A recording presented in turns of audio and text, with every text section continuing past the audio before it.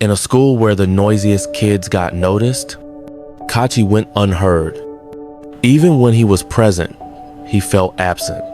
Teachers called names, heads turned, but somehow his name always passed like a whisper in the wind, acknowledged, forgotten.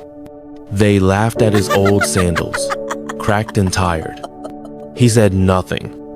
They mistook his silence for weakness, not knowing it was strength in disguise. While others shouted just to be seen, Kachi watched. He listened. He learned. In a world that moved too fast to notice him, he found stillness. In places others ignored, he saw meaning. And when the final bell rang and the hallway erupted into chaos, Kachi walked slowly, eyes open. He bent down and picked up a broken wire from the floor, something most would step over without a thought. He found beauty in broken things because he felt broken too. Kachi was born into a world that never clapped for the quiet ones. His village was loud with gossip, loud with judgments, loud with those who thought noise was power.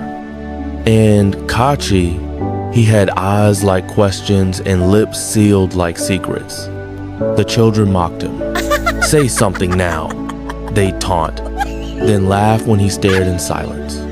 They called him Dull Boy, a joke with legs. Even teachers joined in, said he couldn't form a full sentence, said he was slow. In class, he never raised his hand, but he saw everything. The pencil that always fell from Ada's desk, the cracked chalk, the anger behind the teacher's fake smile. They saw nothing in him, but he saw everything. At home, life wasn't kinder. His mother worked 3 jobs, her hands wounded by the world. His father, gone before Kachi turned 5. He never asked why. Even that silence carried pain. His toys were broken brooms, bent nails, and discarded wires.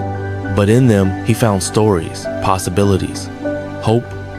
At night, while others dreamed, Kachi sat by an old radio he'd once tried to fix. He listened to nothing, but heard everything. His mother cried when she thought he was asleep. He heard her every single night, and every single night, he said nothing.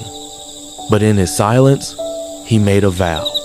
One day, his silence would speak for her too. Behind the house, beneath an old mango tree, Kachi had a secret world, a lab built from trash. Bent metal, plastic bottles, battery scraps from the village dump.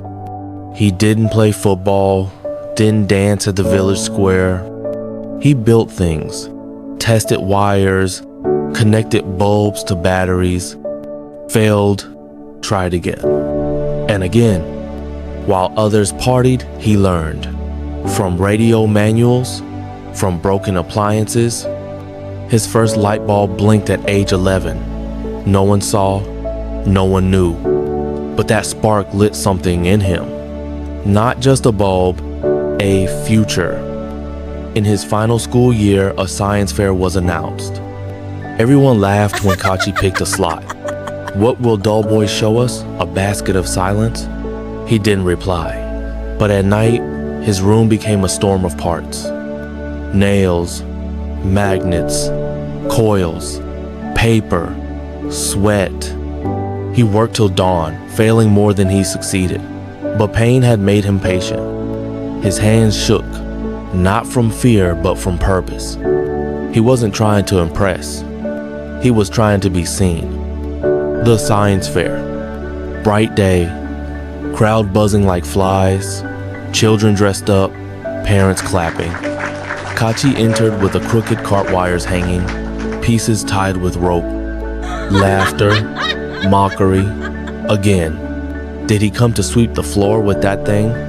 Still, he said nothing, just set it down, wiped the sweat, and waited.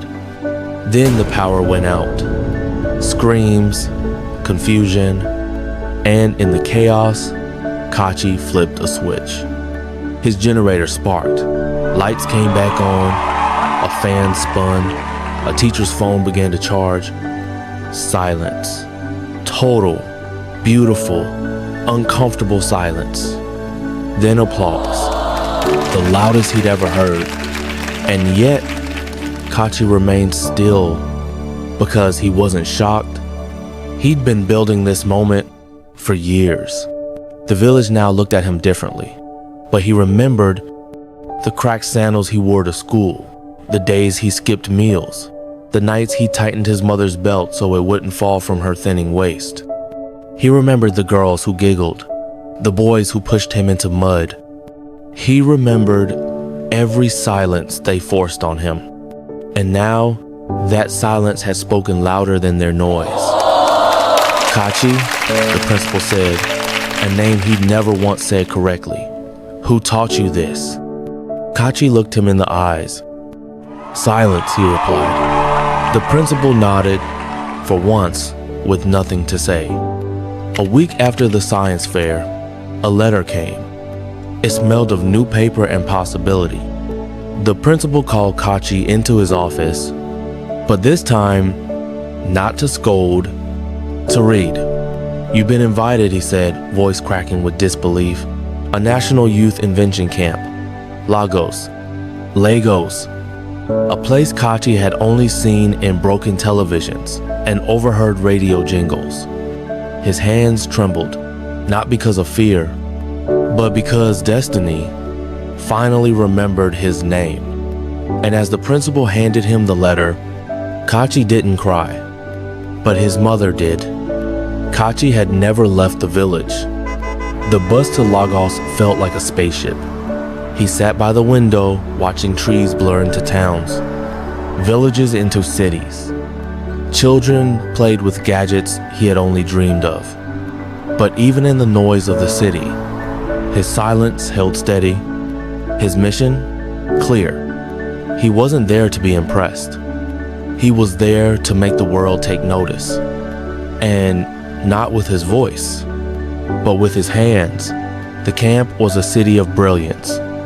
Children coding, girls soldering, boys building robots, names with titles, schools with reputations. Kachi had none of that. Just a torn bag, oil-stained notebook, and silent dreams. They laughed at his tools. Village boy, you came with junk? But while others showed off, he listened. He observed. He worked at night. When the lights went out and the noise faded, that was when Kachi shone the brightest. Day 5. The instructors announced a challenge. Build something that solves a problem. One boy built a drone. A girl built an app. Kachi built a wind-powered light system. No coding, no flashy sensors, just pure heart, pure necessity. This could light villages during power cuts, he whispered. When it worked, one light bulb blinked to life. Then another. The judges stared. Because in his simplicity was genius. The camp ended. But Kachi didn't just leave with memories. He left with something no one could take. A reputation. The boy with the village windmill, they called him. Television interviews followed. A scholarship offer. But Kachi just smiled. Not for the cameras, but for his mother, because the world was finally hearing what she had always known, that her son was never dull. He was just different. And different, when embraced, becomes destiny. When Kachi stepped off the bus, the same dusty road welcomed him. But he was not the same. He carried no trophy. Yet, he carried proof that the village boy they once ignored had made it to the world stage. His mother didn't speak. She just held him tight, as if she feared the world would snatch him again. One journalist had followed his story. Kachi, the Silent Genius, she titled it. And when the piece aired, phones rang, offers poured in, but Kachi didn't chase fame. He chased purpose. and purpose whispered, build something for them. For those still walking in darkness, he returned to the school that once mocked him, this time to donate. Not books, not uniforms, but solar lamps built from scraps. Each child received one, with a note inside, never let the world dim your mind. And suddenly, in that forgotten school, the night lost its power. The boys who once laughed at Kachi now asked for lessons. And Kachi didn't say, I told you so. He said, come. Because true brilliance doesn't mock, it multiplies. And slowly the mockers became makers. Kachi was invited to the UN to speak about youth innovation. He wore a native outfit, brown sandals, no fanfare. I am from a village, he said, but I carry the world. And the world listened. On his birthday, Kachi flipped a switch, and for the first time, the entire village lit up. No generator, no government, just one boy's promise fulfilled. They said he didn't talk much, that he was odd, too quiet, but in the silence, he found strength. And in the noise of the world, he taught us something simple, that sometimes the loudest voices don't use sound, they use light. And Kachi was the brightest of them all. If you enjoyed this story, don't forget to like, share, and subscribe.